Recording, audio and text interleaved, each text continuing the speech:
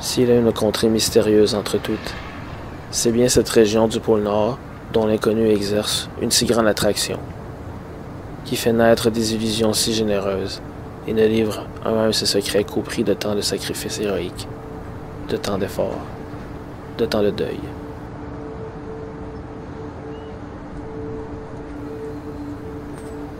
La fin dramatique de Sir John Franklin et de ses compagnons dans les mers arctiques, les expéditions successives entreprises par l'Angleterre et les États-Unis pour découvrir leurs traces, ont attiré l'attention sur ces contrées hostiles, où la création semble finir et le chaos recommencer.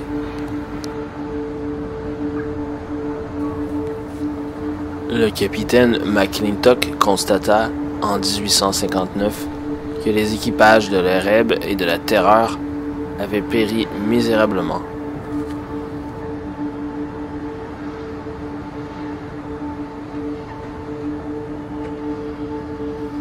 Lorsque l'impression douloureuse causée par la certitude de ce désastre se fut un peu dissipée, on se trouva ramené à l'objet même de l'expédition de Franklin, qui était, on se le rappelle, la recherche d'un passage d'Europe en Asie, en suivant la direction nord-ouest. En même temps, les notions récemment acquises sur la configuration des terres boréales fournissaient la preuve que ce passage existait réellement, que Sir John Franklin avait été bien près de l'atteindre, mais que la science seule devait profiter des résultats obtenus, ce passage ne pouvant être utilisé pour la navigation, du moins dans l'état actuel de nos moyens maritimes. Depuis la constatation, par M. Nordenskjöld, de la possibilité de suivre de l'ouest à l'est les côtes de la Norvège, de la Russie et de la Sibérie jusqu'au détroit de Bering, c'est-à-dire d'aller réellement d'Europe en Asie par l'océan glacial, la recherche d'un passage par le nord-ouest a beaucoup perdu de son intérêt.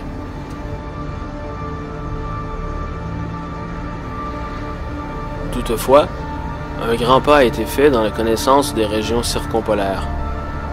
La géographie se trouve avoir largement bénéficié de tous les voyages entrepris depuis le commencement de ce siècle. Ils lui ont donné le tracé à peu près définitif d'une partie du globe jusqu'à là à peine entrevue.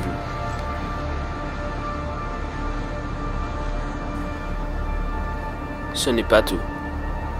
Plusieurs découvertes faites par les explorateurs européens intéressent diverses branches des sciences physiques et doivent recevoir d'utiles applications. C'est dans la région arctique qu'a été retrouvée la loi des courants mystérieux qui, semblable à deux fleuves immenses, traversent les vastes espaces de l'océan.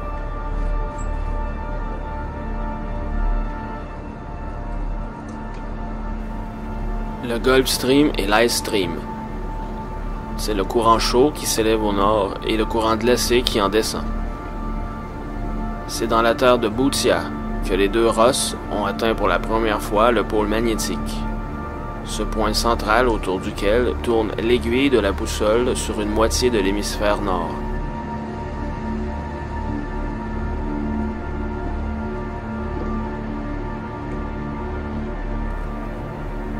Les nombreuses observations des explorateurs autour de ce centre ont beaucoup ajouté à ce que nous savions sur les lois de la déclinaison et de l'intensité magnétique.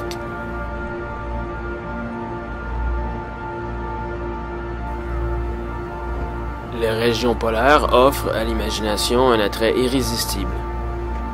Rien ne s'y règle sur les lois auxquelles nous sommes accoutumés. L'hiver y dure 9 mois. Le printemps y apparaît en juillet. Au 80e degré de latitude, l'année n'a qu'un jour de 6 mois et une nuit d'une étendue égale. Du jour sans fin de l'été, on passe, à travers le crépuscule d'automne, à la nuit sans fin de l'hiver.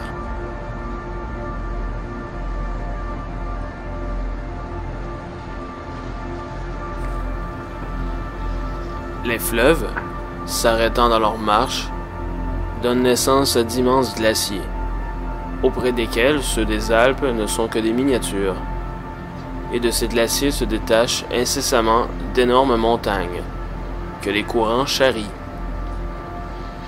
Ces blocs, tribus des continents, envahissent la mer, tandis que celle-ci se solidifie sous l'action du froid et, se refusant à la navigation, permet les traversées à pied et en traîneau.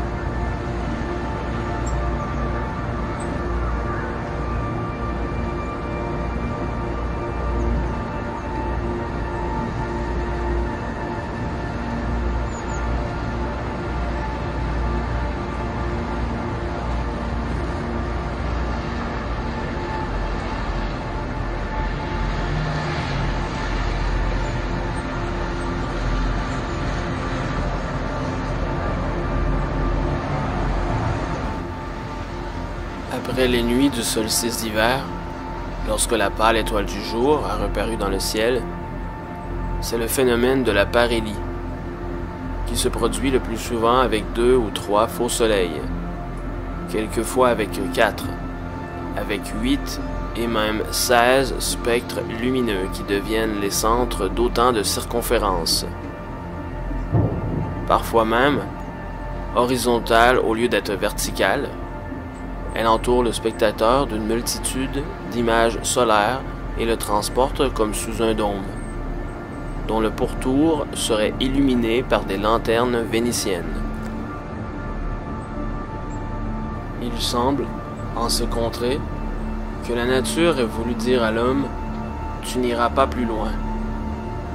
Cependant, rien ne l'arrête. À peine le marin a-t-il quitté Upernavik, dernier établissement danois sur le littoral du Groenland, qu'il se trouve aux prises avec les dangers d'une navigation pour laquelle un apprentissage ne peut avoir été fait ailleurs.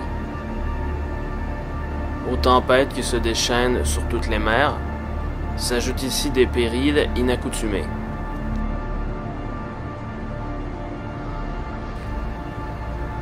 Ce sont d'abord des montagnes de glace flottante, dites icebergs, qui s'avancent de plus en plus rapprochées entre elles, parfois enveloppées d'un brouillard intense qu'elles semblent retenir autour de leur sommet, comme pour traîtreusement se cacher.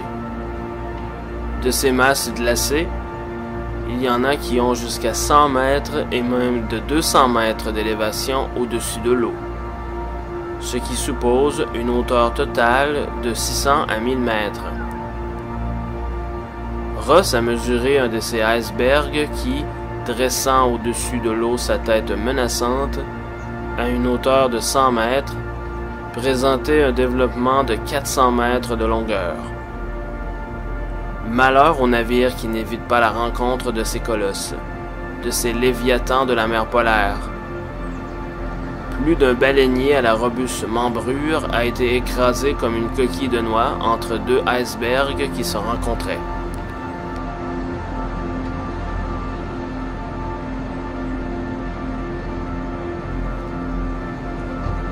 Les fleuves, s'arrêtant dans leur marche, donnent naissance à d'immenses glaciers, auprès desquels ceux des Alpes ne sont que des miniatures. Et de ces glaciers se détachent incessamment d'énormes montagnes que les courants charrient. Ces blocs, tribus des continents, envahissent la mer, tandis que celle-ci se solidifie sous l'action du froid, et se refusant à la navigation, permet les traversées à pied et en traîneau.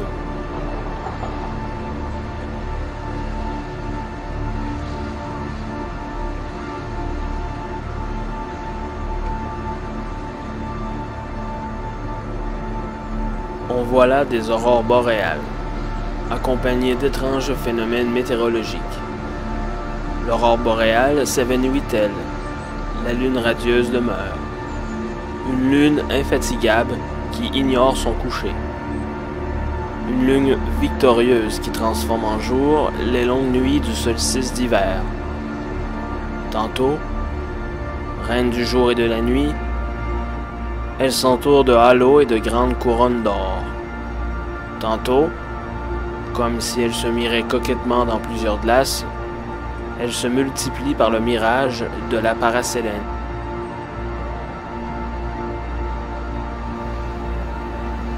L'un, au clair de lune surtout, prend la forme d'un être fantastique, goule ou vampire, traînant après soi le linceul blanc d'un cercle violet.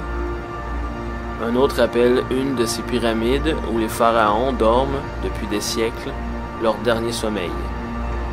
Un autre, un temple féerique, avec des tours d'une architecture étrange, des flèches dentelées, des dômes audacieux, édifiés pour un culte démoniaque, ou un vieux château aux murailles démantelées dans les efforts d'un siège.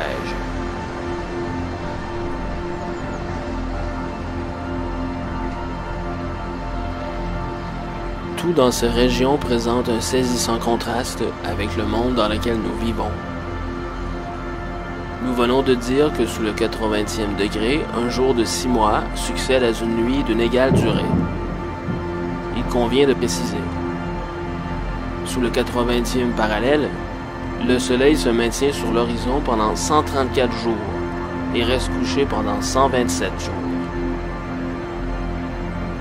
Le pôle voit régner tour à tour une nuit et un jour absolus, l'une depuis le milieu du mois de novembre jusqu'au commencement du mois de février, et l'autre depuis le 21 mars jusqu'au 23 septembre.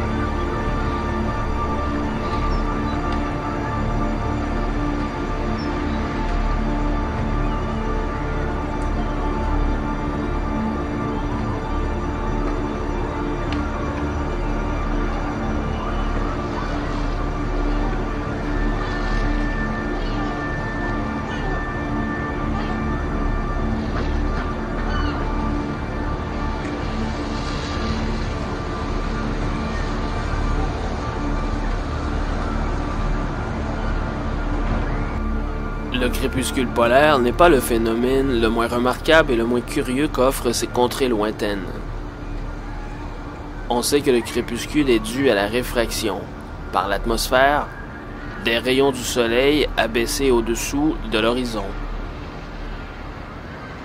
Cette clarté indirecte s'affaiblit peu à peu, puis elle s'évanouit complètement et fait place à la nuit. Or, si l'on songe que le soleil tourne à quelques degrés au-dessous de l'horizon, pendant des mois entiers, au commencement et à la fin de l'hiver polaire, on s'expliquera la longue durée du crépuscule sous ces latitudes. Il semble, en ces contrées, que Dieu ait voulu dire à l'homme « Tu n'iras pas plus loin ». Cependant, rien ne l'arrête. À peine le marin a-t-il quitté Upernavik, dernier établissement danois sur le littoral du Groenland, qu'il se trouve aux prises avec les dangers d'une navigation pour laquelle un apprentissage ne peut avoir été fait ailleurs. Aux tempêtes qui se déchaînent sur toutes les mers, s'ajoutent ici des périls inaccoutumés.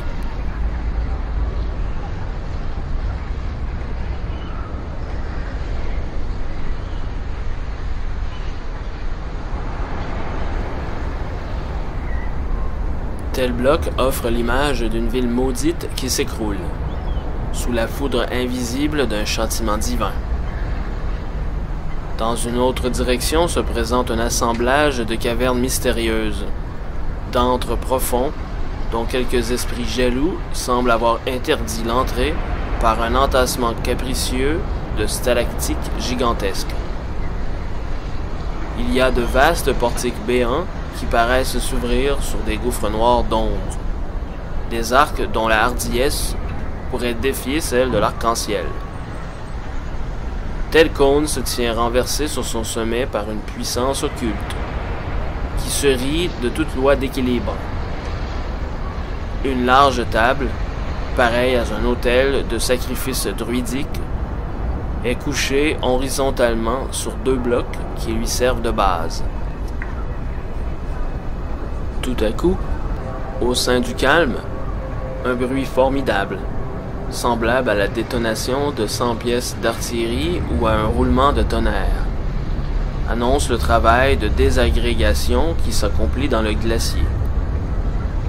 D'un sommet se détache une masse qui glisse avec des bruits étranges et se précipite avec fracas dans la mer, en faisant jaillir à une grande hauteur des flots d'écume. Le glacier crée une montagne flottante qui a, peut-être, 800 pieds hors de l'eau, et dont la base se trouve alors à 2000 pieds de profondeur. Des débris de toutes formes, de toutes dimensions, viennent flotter autour du navire qui assiste à cet enfantement laborieux et bruyant de l'iceberg, tandis que des bandes de mouettes et d'autres oiseaux des mers polaires, chassés de leur asile, montent dans une volée blanche, en mêlant la détresse et la terreur de leurs cris au grondement des échos troublés et au grincement des glaçons qui se pressent tumultueusement.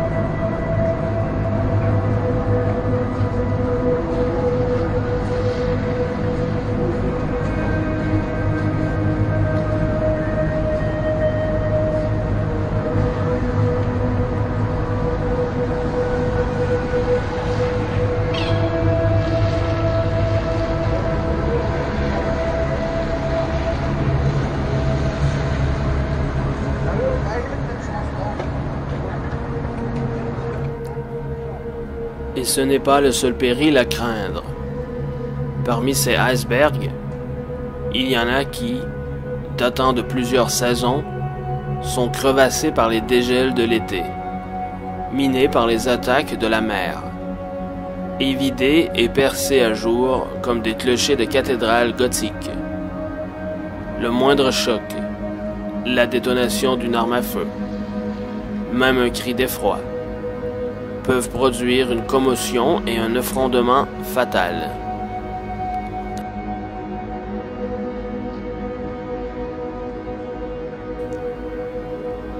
Ces énormes glaçons s'avancent au hasard des vents et des courants, se pressant au débouché des détroits qu'ils obstruent, terribles avec leur profil aux arêtes aiguës ou leurs sommets sourcilleux qui surplombent l'abîme.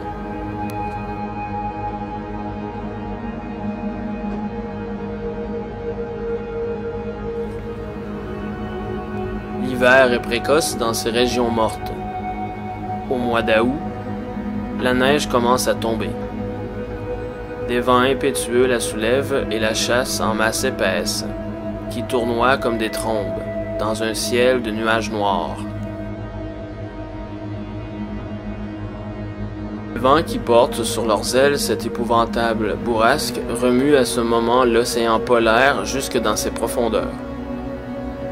À travers l'ouragan apparaissent, par instants, les sombres falaises fendues par l'effroi. Masses déchirées de roches plutoniennes, aux surfaces nues, qui semblent être sorties, la veille, du chaos.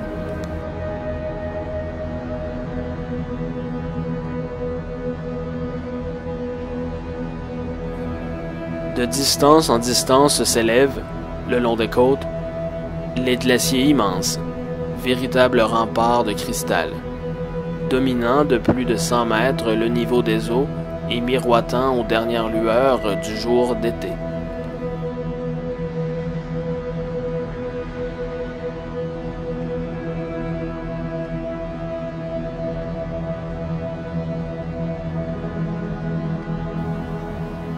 Mais le froid, augmentant d'intensité, recommence son œuvre détruite, qui prend d'heure en heure plus de consistance.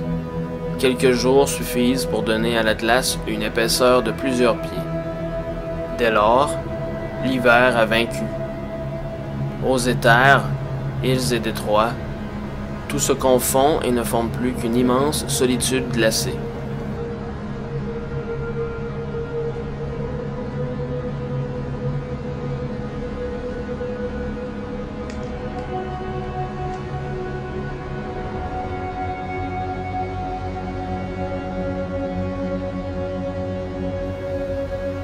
Beechey, l'un des lieutenants de Franklin, a dépeint une autre tempête non moins terrible.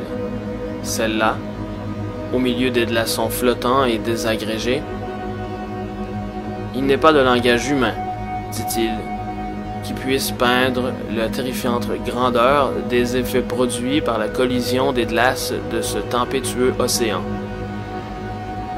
Quel spectacle que celui de cette mer violemment agitée, roulant ses vagues comme des montagnes contre les blocs résistants.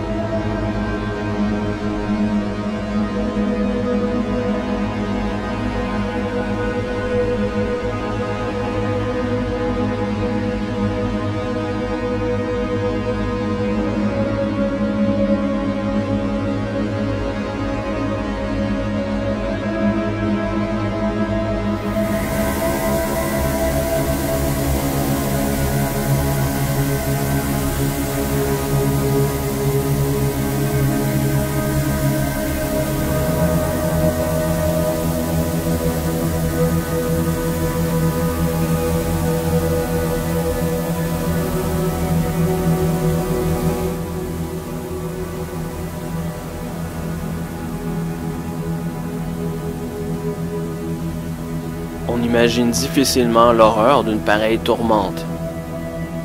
Les hauts sommets balayés par la tempête qui gronde. Dans l'espace, les nuées poudreuses se tordant en spirale et emportées au loin. Un dernier rayon de soleil, ou quelques vagues clartés lunaires rendant visible cette frénésie des éléments. De chaque ravine, des nappes, des flots de la neige nouvelle, liquides encore, coulant sur la neige ancienne et durcie, et descendant en large traînée vers la mer, tandis que d'autres masses s'écroulent en avalanches, qui se précipitent l'une après l'autre des pentes abruptes. Elles s'écrasent contre les obstacles, roches ou glaces, qu'elles rencontrent et s'éparpillent en poussière.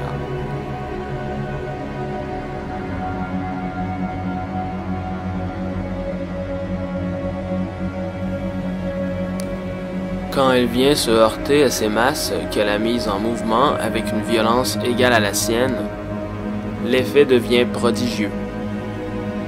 Par moments, elle déferle sur les glaçons et les ensevelit de plusieurs pieds sous ces vagues.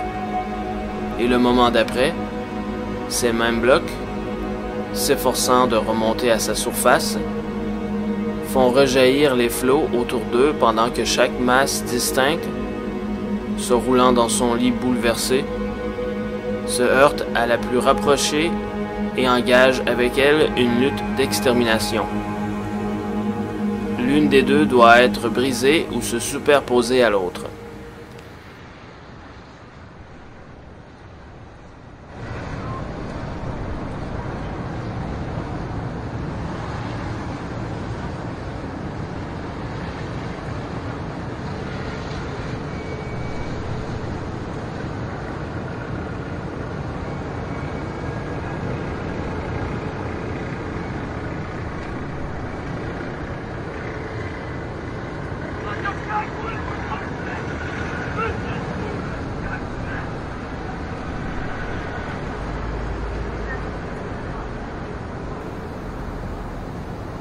Et ce n'est pas sur un espace restreint qu'éclate ce désordre des éléments.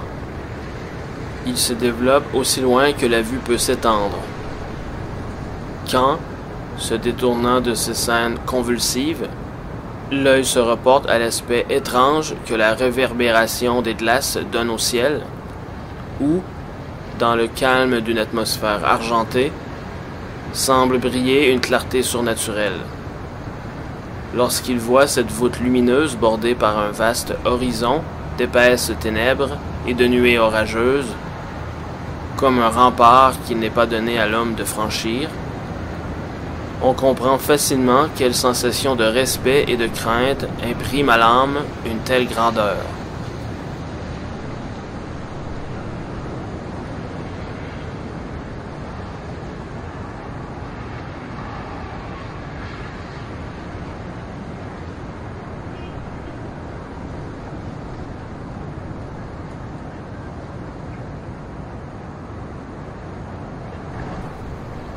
C'est dès le mois de septembre qu'une mince couche de glace s'étend sur les eaux. Il n'y a d'abord qu'une pellicule que le moindre mouvement de la vague et le souffle le plus léger du vent réduisent en 1000 fragments. Mais le froid, augmentant d'intensité, recommence son œuvre détruite, qui prend d'heure en heure plus de consistance. Quelques jours suffisent pour donner à la glace une épaisseur de plusieurs pieds. Dès lors, l'hiver a vaincu. Eaux et terres, îles et détroits, tout se confond et ne forme plus qu'une immense solitude glacée.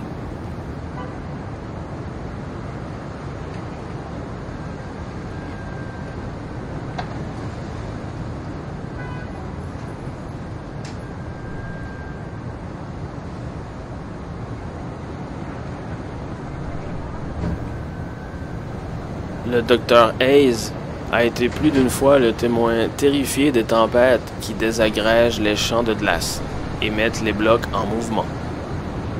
C'est la mer surtout, dit-il, qui est étrangement sauvage et d'une sinistre splendeur.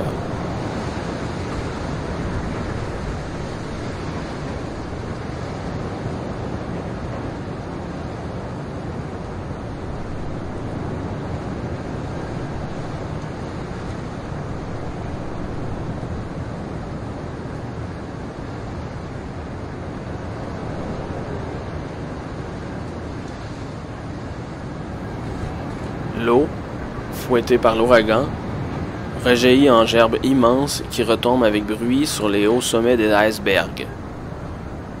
Des masses d'écume bouillonnant, palpitant sur la mer, se relèvent ou s'abaissent au gré de la tourmente et se dressent contre le ciel noir, où des nuages échevelés et terribles s'élancent à travers l'espace sur les ailes de la tempête hurlante.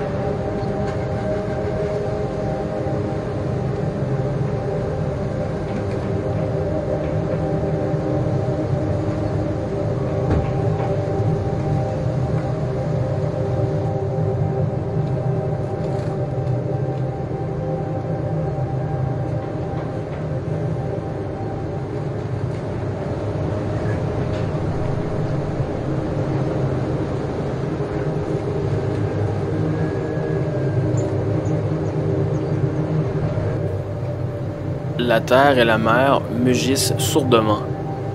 L'air retentit de cris horribles, de plaintes désolées, et les nuées de neige et de vapeur, poussées par les rafales furieuses, montent et descendent et s'entrechoquent avec rage, balayées par le formidable ouragan, comme les pâles troupeaux d'ombre que la sentence du juge des enfers précipite dans le noir tartare.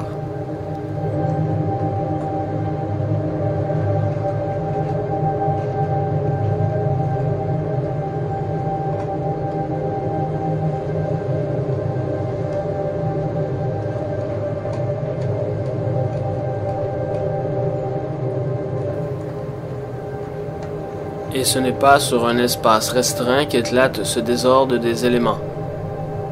Il se développe aussi loin que la vue peut s'étendre. Quand, se détournant de ces scènes convulsives, l'œil se reporte à l'aspect étrange que la réverbération des glaces donne au ciel, où, dans le calme d'une atmosphère argentée, semble briller une clarté surnaturelle. Lorsqu'il voit cette voûte lumineuse bordée par un vaste horizon d'épaisses ténèbres et de nuées orageuses, comme un rempart qu'il n'est pas donné à l'homme de franchir, on comprend facilement quelle sensation de respect et de crainte imprime à l'âme une telle grandeur.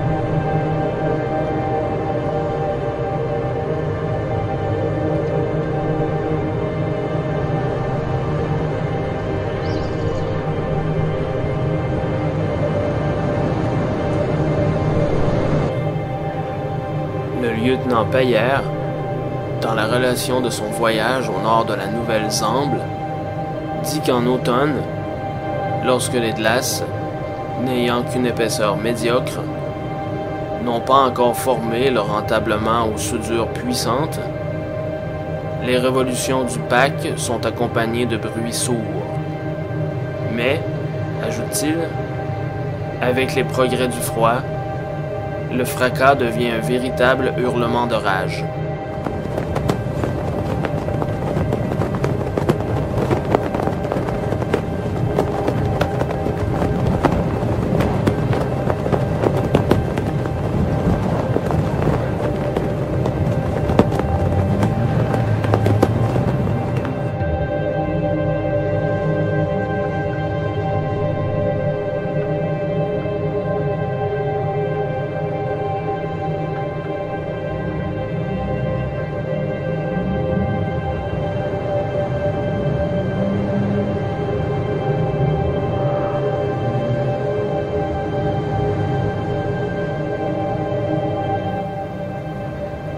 Autour d'un navire pris dans les glaces, l'horrible grondement se rapproche de plus en plus. On croirait entendre rouler sur le sable d'une arène des centaines de chariots armés de faux.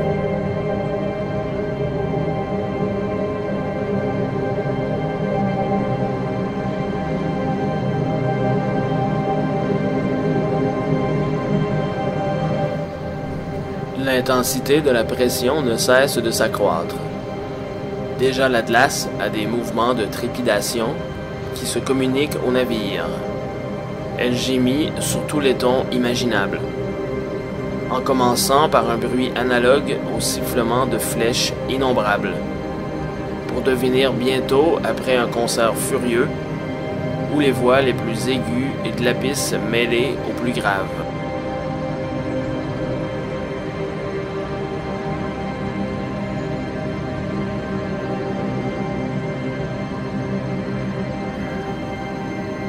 Le mugissement devient de plus en plus sauvage. Tout autour du navire, l'Atlas se rompt en fêlures concentriques, et les morceaux disjoints roulent les uns sur les autres. Un rythme court et terrible, fait de hurlements saccadés, indique le point où la pression s'exerce avec la plus grande force. L'oreille épie avec angoisse cette modulation qu'on apprend bien vite à distinguer.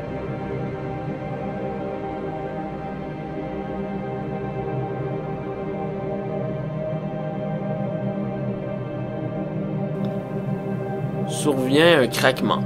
Quelques raies noires strient la neige au hasard. Ce sont de nouvelles crevasses. C'est souvent aussi le dernier effort de la tourmente. Les hautes agglomérations de glaçons se dressent menaçantes. Des abîmes s'entrouvent.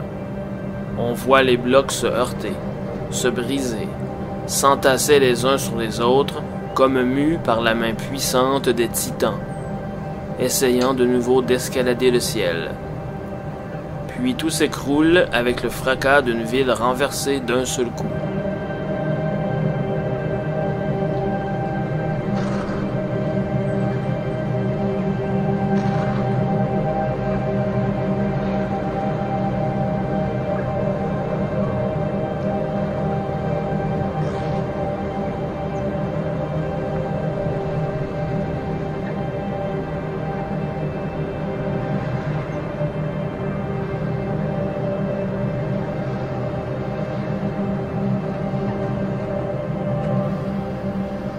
On entend encore, par intervalles, quelques murmures. Après quoi, tout semble rentrer dans le repos. Mais c'est une illusion. Bientôt, de nouvelles élévations surgissent autour du navire. Leur intumescence forme de gigantesques voussures. Tous les champs de glace sont couverts de soufflures, qui accusent d'une manière effrayante leur élasticité. De toutes parts, les masses transparentes se heurtent, en laissant entre elles des gouffres où se précipite l'onde bouillonnante.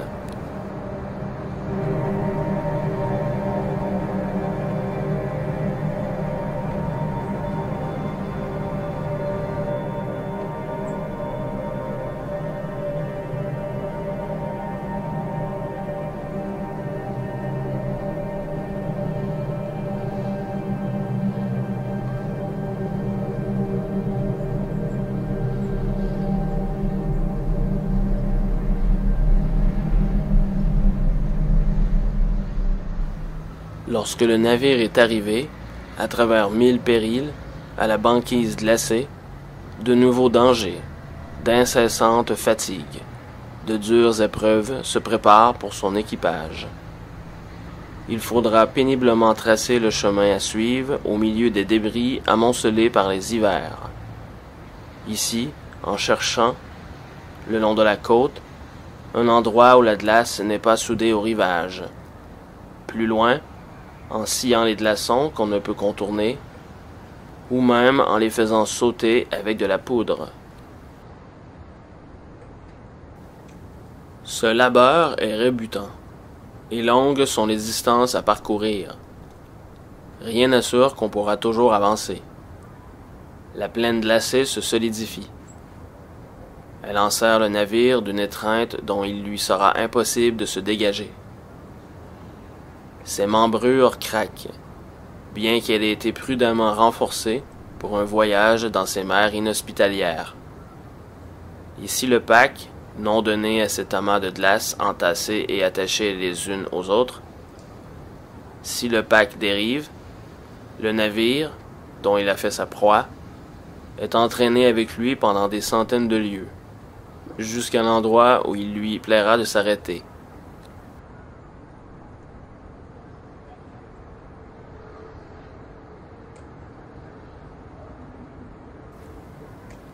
Les faits de ce genre sont fréquents.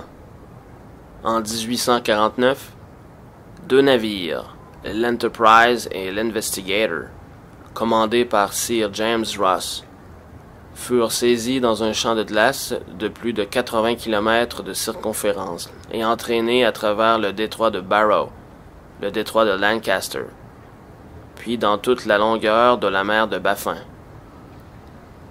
La banquise s'en rompit enfin, et les 2 navires furent délivrés.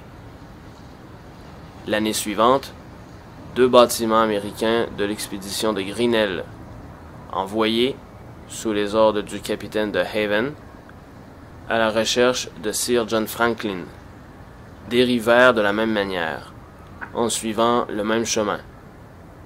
Ils ne retrouvèrent leur liberté qu'au bout de 10 mois, après avoir rétrogradé de 1600 km.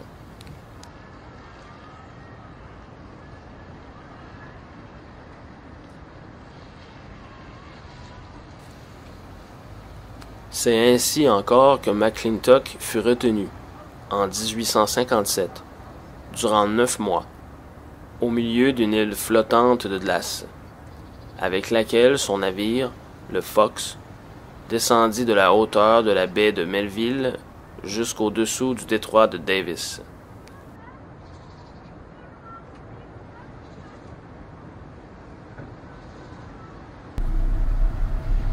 Parfois, lorsque les forces élastiques des couches marines ouvrent subitement des crevasses, que la voûte flottante est brisée et les masses du champ de glace désagrégées, le navire prisonnier est délivré, ou encore l'océan, soulevé dans ses profondeurs, lance à plusieurs pieds en l'air, et comme par l'effet d'une mine, de longues files de glaçons, qui forment de véritables chaussées de chaque côté d'un large sillon entrouvert.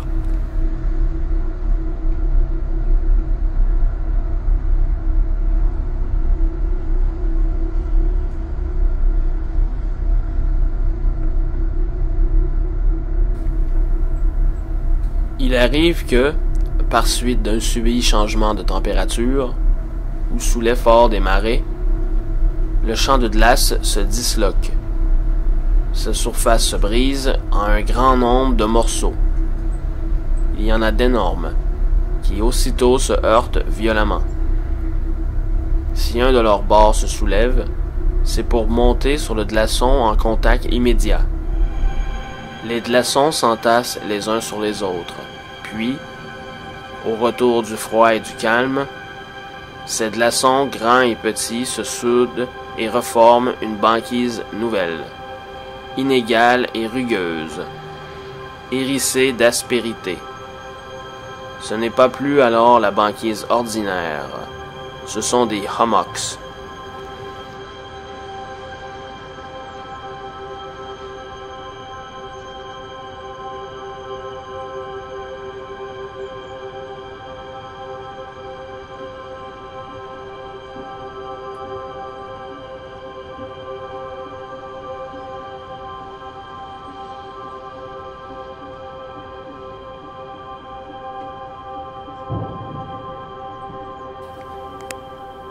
Au milieu de ce dédale d'escarpements, de murailles obliques ou perpendiculaires, de terrasses horizontales ou inclinées, de crêtes tranchantes, de pics aigus séparés par des vallées et des gorges, le navigateur ne peut plus songer à rétrograder. Il doit prendre ses quartiers d'hiver, à l'abri de quelques autres falaises. S'il est possible d'en atteindre une, dans une échancrure de la côte, qui permette d'échapper aux effets du travail incessant de la plaine glacée.